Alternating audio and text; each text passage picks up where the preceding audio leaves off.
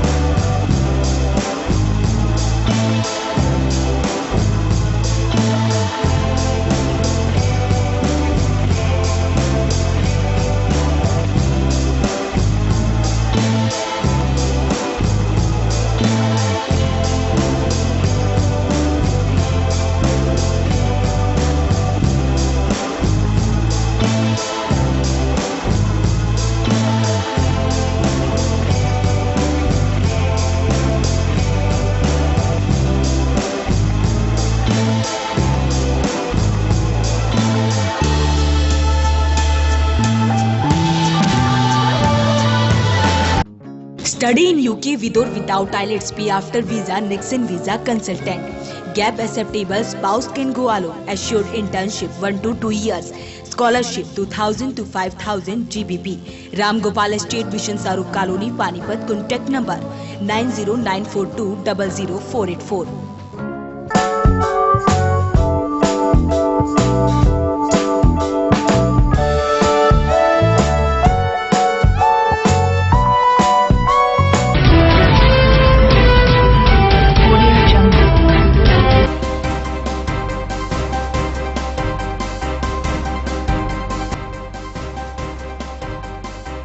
हरियाणा के सबसे बड़े डिजिटल शो हरियाणा के सुपरस्टार के लिए एसजी मॉडर्न में हुए ऑडिशन।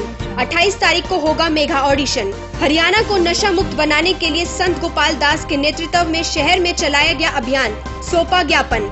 भाजपा के जिला अध्यक्ष प्रमोद विज ने अपने पिता की याद में शहर के अलग अलग जगहों पर लगवाए water cooler. Ward 6 Ashok Vihar colony में बिजली की समस्या से परेशान लोग। जसपा नेता देवेंद्र सिंह कादयान मौके पर। आजाद नगर कॉलोनी में टाइलें बिछाने के लिए ठेकेदार ने पक्की सड़क पर डलवाए रोड़े। लोगों ने रुकवाया काम।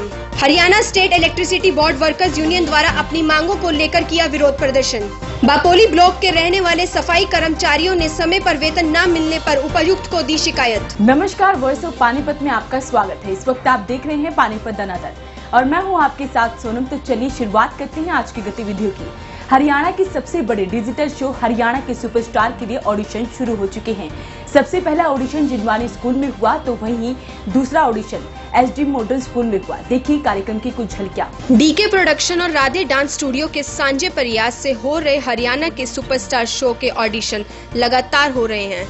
शो का सबसे पहला ऑडिशन जिनवानी स्कूल में हुआ और दूसरा ऑडिशन आज एसडी मॉडर्न स्कूल में हुआ, जिसमें 3 स्कूलों के बच्चों ने हिस्सा लिया। सभी बच्चों ने एक से बढ़कर एक गानों पर डांस किया और साथ ही बाकी एक्टिविटी में भी भाग लिया। लंबी लंबी कतारों में बच्चे ऑडिशन के लिए खड़े रहे। बता दें कि पहली बार ऐसा हो रहा है कि एक ही मंच पर पूरा परिवार यानी तीनों जनरेशन एक साथ अपनी प्रतिभा दिखा रहे हैं। शो में 5 कैटेगरी रखी हैं, जिसमें dance, singing, modelling, art and craft और एक्टिंग है। ये ऑडिशन बिल्कुल फ्री रखे गए हैं। 28 तारीख को अब मेगा ऑडिशन आईबीएल स्कूल में होंगे। तो अगर आप भी इस शो का हिस्सा बनना चाहते हैं तो ऑडिशन दीजिए और अपने हुनर से बन जाइए इस शो के विजेता। विजेताओं को एक एक्टिवा और बाइक इनाम में मिलेगी। साथ ही 9 लाख रुपए की स्कॉलरशिप के साथ एलईडी व साथ ही आकर्षक इनाम दिए जाएंगे। आइए जानते हैं इन बच्चों से इन्होंने अंदर क्या परफॉर्म किया। तो चलिए इनसे बात करते हैं। बेटा, आपने क्या परफॉर्म किया अंदर? मैंने डांस परफॉर्म किया। डांस परफॉर्म किया। आपको कैसा लगा अंदर परफॉर्म करके? मुझे बहुत अच्छा लगा। आपने क्या परफॉर्म किया? डांस परफॉर्म किया। आप हमें यहाँ पर एक डांस का स्टेप परफॉर्म करके दिखाएंगी? आपको कैसा लग रहा है कि पानीपत में हरियाणा के सुपरस्टार आपके ही स्कूल में हो रहा है पहली बार? मुझे बहुत अच्छा फील हो रहा है। आपको बहुत अच्छा फील हो रहा है। आपने अंदर क्या परफॉर्म किया? सिंगिंग। तो आप हमें सिंगिंग, थोड़ा सा सिंगिंग करके दिखाएंगी? किसे पूछूं है सा क्यों बेजुबा सा ये जहां है खुशी के पल कहाँ ढूंढूं बेनिशा सा वक्त भी यहाँ है। आपका नाम क्या है? निशा। आपको कैसा लगा कि पानीपत में ये पहली बार हुआ है? बहुत अच्छा लग रहा है। आपने अंदर क्या परफॉर्म किया है? मॉडलिंग। आप हमें एक थोड़ा सा करके दिखाएंगे मॉडलिंग?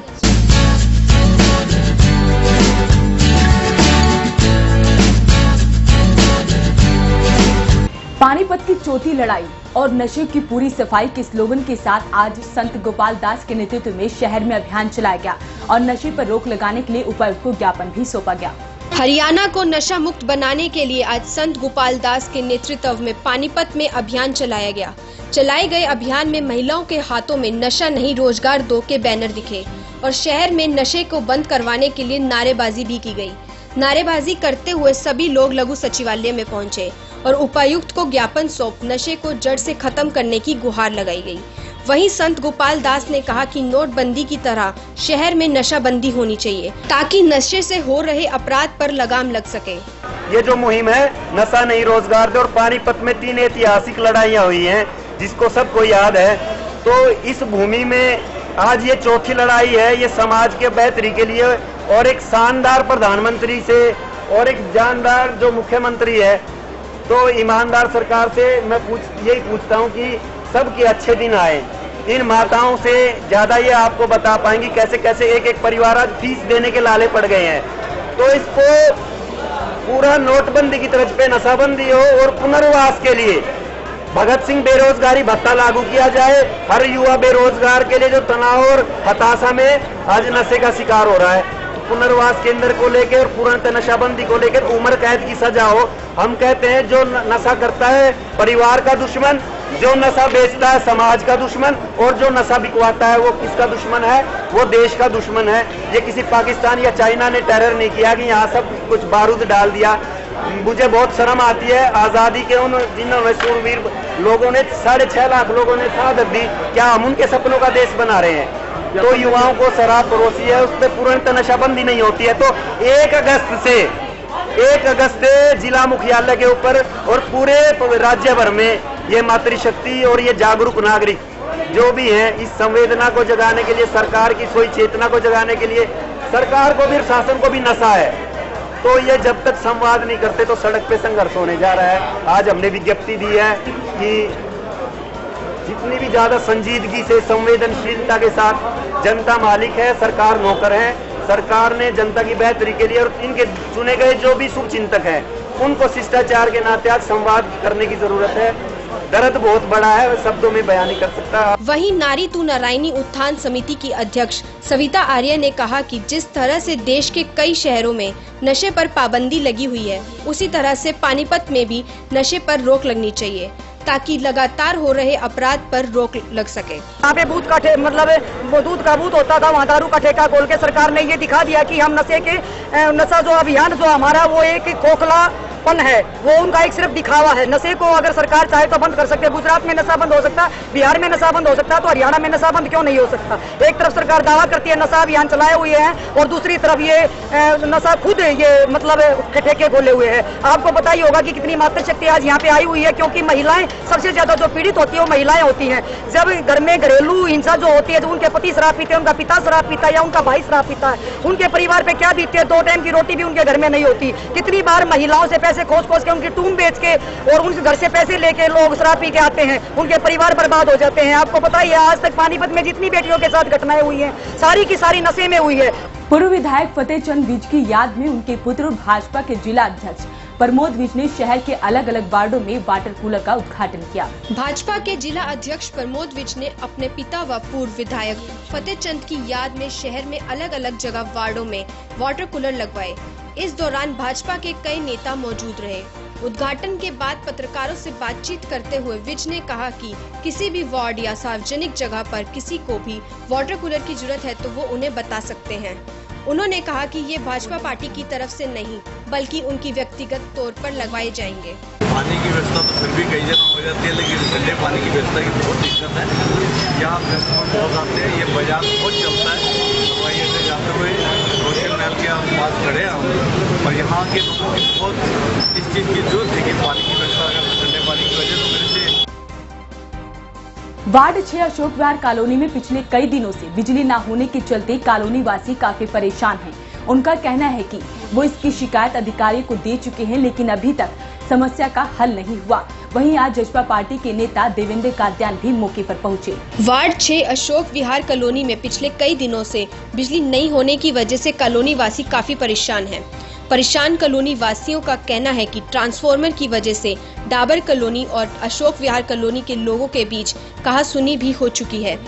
इसके बाद वो इसकी शिकायत लेकर अधिकारियों के पास जा चुके हैं, लेकिन कोई भी उनकी समस्या का हल नहीं कर रहा है और वार्ड का पार्षद भी इस मामले पर ध्यान नहीं दे रहा है। उनका कहना है कि जब वोट लेने थे तो नेता रोज उनके पास आकर वोट मांगते थे, लेकिन अब जब उन्हें उनकी जरूरत है तो उनकी समस्या सुनने को कोई भी तैयार नहीं है। परेशानी तो जो खंबा पड़ा बीच में यू हटे और भाई पानी की यहाँ सुविधा हो जा, ये ट्रांसफार्मर फूके ही पड़े रहे तो फूके हैं इतने तावड़े तावड़े। नेता कहाँ है यहाँ? कोई भी नहीं, नेता कोई भी नहीं है, सुनता नहीं जब कोई भी नहीं। वोट मांगने के टाइम था, हाँ जब भागे हाँ मैं दियो वोट, हमें दियो हाँ भाई, जब तो सारे हो जाए। अरे अब कोई नहीं, फिर कोई भी नहीं, तो लाइट हमें काम पड़ रहा नहीं, फिर कोई नहीं। ये अशोक विहार कॉलोनी है जी। डाबर कॉलोनी तक इसकी लाइट गई है, 2 कॉलोनियों का ये लोड नहीं ले सकता ट्रांसफार्मर। अच्छा। कॉलोनी वाले आगे ट्रांसफार्मर देने के लिए तैयार नहीं है। लड़ाई भी हुई, लड़ाई होगी काफी जी। अच्छा। कल मार्ग सिर भी फूट गए कईयों के। अच्छा। अब ये ट्रांसफार्मर रात रखा गया है, ये सुबह फिर उड़ गया, आग लग गई इसमें। अच्छा। 5-6 दिन हो गया आज इसको। एमसी क्या कहता है? एमसी के पास गए थे तो एमसी कह रहा था भाई हम तो सारी जगह फोन कर चुके हैं, ट्रांसफार्मर आ रहा है, अब तक तो आया नहीं कि कोई ट्रांसफार्मर। सुबह ऐसा हादसा हो जाता जी, मैं वहीं बैठा था, तेल फेंक दिया इसने, आग लग गई थी इसमें। वहीं जेजेपी पार्टी नेता देवेंद्र सिंह काद्यान भी मौके पर पहुंचे। काद्यान का कहना है कि उनकी इस मामले से संबंधित अधिकारी से बात हो चुकी है। अगर फिर भी समस्या का हल नहीं होता तो वो उपायुक्त के कार्यालय पर प्रदर्शन करेंगे। वार्ड 6 में अशोक विहार कॉलोनी और डाबर कॉलोनी के जितने भी यहाँ कम से कम हजारों घर हैं जो बिजली से पिछले 7 दिन से परेशान हैं और बिजली के ना आने की वजह से पानी से भी परेशान हैं। आज जीवन में सबसे बड़ी 2 समस्या हैं, जल और बिजली, लाइट। दोनों इन कॉलोनी वासियों को नहीं मिल रही। ये लोकल एमसी के पास भी जा चुके हैं, बीजेपी के और भी जो विधायक हैं या और भी सीनियर नेता उनसे भी मिल चुके हैं। प्रशासन को भी इन्होंने 2-3 बार कह दिया कि भाई हमारी करा दो, और उल्टा इनके साथ मार पिटाई करा रहे हैं। आपस में कॉलोनी वासियों को भिड़ाया जा रहा है। ये एक सोची समझी बीजेपी की चाल है ताकि कॉलोनी वाले हिंदू मुस्लिम का एक झगड़ा करा सके, जो इनकी आदत है बीजेपी। इस तरीके से ये काम करते हैं, जनता को परेशान करते हैं, काम करने की बजाय इनको लड़वाने का काम कर रहे हैं। मैं तो सिर्फ और सिर्फ यही कहना चाहूँगा इस बीजेपी सरकार को कि आप जागो और देखो इस पानीपत ग्रामीण हल्के को, जो कहा जा रहा है कि 400 करोड़ हमने लगा दिया, बिजली की तारें लगा दी। देखो आपके सामने बिजली का खंभा बीच में है, तारे बिल्कुल नीचे हैं, कहाँ से खंभे लगे, कहाँ तार ठीक होगी। मैं इतना ही कहना चाहूँगा कि प्रशासन से भी और बीजेपी के लोगों से भी कि आप जल्द से जल्द इनका समस्या का समाधान करें और 200 जो केवी का जो ट्रांसफार्मर है जो जला हुआ है पिछले 7 दिन से, वो लगाया जाए। और एक मंजूर आपकी किसी अधिकारी से बात हुई? हाँ, मेरी अभी बात हुई है अधिकारी से, उन्होंने बोला है कि हम करेंगे। अगर नहीं करेंगे तो मैंने इनको बोला कि 3 घंटे बाद सारे इकट्ठे होकर ट्रैक्टर ट्रॉलियों में 2-4 गाड़ियां टेम्पू भर के डीसी के घर चलेंगे। डीसी के घर के बाहर धरना देके हम बैठेंगे। अब वो जब तक नहीं करेंगे, हम जब तक डीसी साहब के घर बैठेंगे। वक्त हो चुका है एक छोटे से ब्रेक का। ब्रेक के बाद फिर हाजिर होंगे कुछ और गतिविधियों के साथ।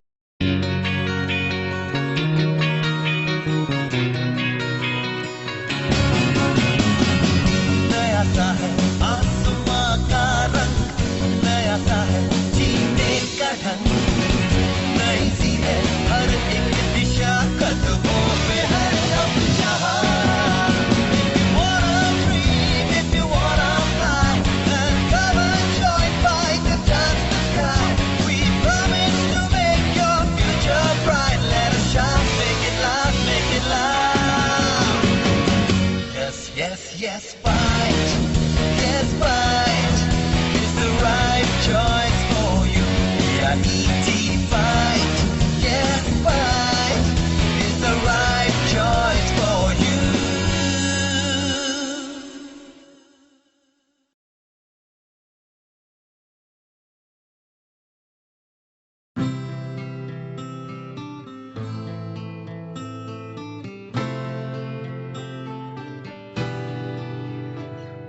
आँखों में सपने सजे हैं, उम्मीदें बनने लगी है। कदम बढ़ाकर मंजिल की ओर हम सब बढ़ने लगे हैं। GGI नई डगर सारी सोच नहीं है, तलाश अपनी खत्म यही है। और माँ है जितने भी सारे पूरे होने यही है। GGI Geeta group of institution, जहाँ है हर मुश्किल का सोल्यूशन। हाँ just take your destination। पूरे होंगे सारे सपने, हाँ सपने, हाँ सपने, हाँ सपने, जो अपने, जो अपने, जो अपने। Intellectual study with joy and fun together. Geeta Group of Institutions, Panipat. India today and world tomorrow. पूरे होंगे सारे सपने।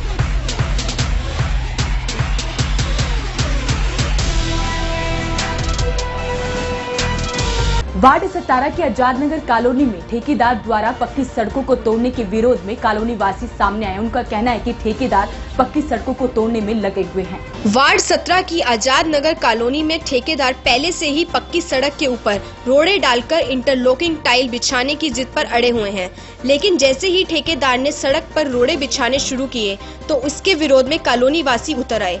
लोगों का आरोप है कि नगर निगम अधिकारी व कर्मचारियों की मिलीभगत से ऐसी सड़कों के भी टेंडर हो रहे हैं जो बिल्कुल ठीक हैं। आजाद नगर वासियों का कहना है कि शहर में आज भी ऐसी बहुत सारी कॉलोनियां हैं जिनमें कच्ची सड़कें हैं। उन सड़कों को बनाने पर ना तो निगम अधिकारी ध्यान दे रहे हैं और ना ही ठेकेदार। इसके विपरीत हमारी सड़कें ठीक हैं, फिर भी उसको तोड़ने में लगे हुए हैं। ठेकेदार के कारिंदे सड़क के ऊपर ही पत्थर बिछाने लगे तो उनके विरोध में पूरी कॉलोनी एकजुट होकर खड़ी हो गई। आज अगर जो इस तरह से काम हो रहा है, जिस तरह से होना नहीं चाहिए था, अगर हो रहा है तो एक रसूख के साथ होना चाहिए था। अगर जो गली के ऊपर अगर जो गली बना रहे हैं तो वो ठीक नहीं है। गली बननी है तो पहले बना हुआ है, इसके ऊपर सीमेंट का रोड बना है वो अगर जो सही है तो उसी को पैच लगा सकते हैं, लेकिन पूरी गली को अगर जो दोबारा से बनाना है तो वो पैच नहीं लगाने। पहले गली को साफ करो, जो पहले बना हुआ है उसको साफ करके उखाड़ के वो मलबा हटा के, ताकि किसी के घर को भी कोई नुकसान ना हो, गलियों को भी अच्छी तरह से वो कर सके। और जहाँ पे इसने रोडे इस रोड के ऊपर डाल दिए, ठेकेदार को बोला कि भाई ऐसे मत कर, अच्छे से बना, तो बोला मैं ऐसे ही बनाऊंगा। उसने रोड़ा डाला, जेसीबी उसके ऊपर फिरवाई, जिसकी वीडियो भी बनाई है, और बातें इस तरह से कर रहा था कि तू क्या सोच रहा है, मैं 2 कौड़ी का आदमी। तो हम अगर जो यहाँ पे रहते हुए ये चीज़ को बोल रहे हैं तो हम कौन आदमी हैं? 2 कौड़ी के, 3 कौड़ी के, कितनी कौड़ी के? ये पेपर हो गए भाई। एक सुपरवाइजर हो, कॉन्ट्रैक्टर हो, अगर वो इस तरह से हमारे साथ बात करेगा तो क्या वो सही है? एक तो गलत काम कर रहा है, उसके बाद वो हमारे ऊपर एहसान कर रहा है और इस तरह की वर्डिंग यूज कर रहा है जो कि गलत है। क्या नाम? काम अगर जो होना चाहिए तो सही होना चाहिए। Haryana state electricity board workers union द्वारा आज अपनी मांगों को लेकर विरोध प्रदर्शन किया गया और अपनी मांगों को जल्द से जल्द पूरा करने की मांग की गई। Haryana state electricity board workers union ने आज कर्मचारी विरोधी गतिविधियों के कारण कार्यकारी अभियंता शहरी इकाई के कार्यालय के सामने विरोध प्रदर्शन किया और साथ ही नारेबाजी भी की, जिसका संचालन यूनिट सचिव विजय शर्मा ने किया और अध्यक्षता यूनिट प्रधान परवीन कुमार ने की। वहीं रोष प्रदर्शन को संबोधित करते हुए यूनिट प्रधान परवीन कुमार ने कहा कि अगर कार्यकारी अभियंता द्वारा जल्द ही समस्याओं का समाधान नहीं किया गया तो वो अनिश्चितकालीन प्रदर्शन करेंगे, जिसकी जिम्मेदार कार्यकारी अभियंता की होगी। वहीं इस मौके पर यूनियन के सभी सदस्य मौजूद रहे। हमारा ये प्रदर्शन एक्शन सिटी को हमने पिछले 2 महीने से 3 बार मांग पत्र सौंप चुके हैं और हमारे बीएस के कर्मचारी हैं उन बीएसके के कर्मचारियों के साथ पिछले 3 साल से अन्याय हो रहा है। ना इनका ईपीएफ कट रहा, ना ईएसआई कट रहा। और इनकी सैलरी, एक कर्मचारी की सैलरी तो फरवरी से नहीं मिली और बाकी कर्मचारियों की सैलरी मई से मिली नहीं। जो मई तक की मिली, मई तक की भी यहाँ से चेक काट दिया। ठेकेदार ने 2 महीने रखे, अभी 2 दिन पहले दिया है। जून जुलाई की सैलरी है। और सबसे बड़ी बात, जो डीसी रेट है, इनको डीसी रेट भी नहीं दिया जा रहा। 9,000 रुपये पे दी जा रही है, जबकि इसमें 3 सुपरवाइजर हैं और 5 हेल्पर है ना, 5 हेल्पर और 3 सुपरवाइजर। 10 आदमी वो टेंडर है, 8 आदमी इसने रख रखे हैं। ठेकेदार ने अधिकारियों से मिली भगत कर रखी। हमने पिछले 6 महीने से बार बार एजेंडा दिया एक्शन को। एक्शन ने पीछे जब चुनाव थे, चुनाव का बहाना बढ़ा करके मई में इनका 3 महीने का टेंडर एक्सटेंड कर दिया। भाई अब चुनाव आचार संहिता लगी हुई है, हम दूसरा टेंडर नहीं छोड़ सकते। 3 महीने का टेंडर एक्सटेंड कर दिया। आज का क्या किया आपने? 3 महीने का टेंडर एक्सटेंड होने के बाद अब 31 जुलाई को खत्म है, आगे फिर 3 महीने का एक्सटेंड किया जा रहा है, जो कि बिल्कुल अन्याय है। हमने एक्शन साहब से मांग भी करी, बार बार लिखा भी, ना तो एक्शन साहब ने कोई मीटिंग बुलाई और ना ही किसी भी कर्मचारी का कोई काम करने की इन्होंने वो करी।